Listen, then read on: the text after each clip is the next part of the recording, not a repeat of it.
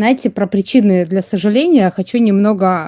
оправдать свои чашки питерские. Короче, к тому, что, наверное, мы можем сожалеть вообще совершенно о разном, и для кого-то чашки там несопоставимы, не знаю, с белым платьем на свадьбе, да, а я вот все думала и возвращалась мыслью к отношениям, потому что эти чашки я хотела купить, две парные чашки для меня и для моей подруги Оксаны, чтобы, когда мы созваниваемся,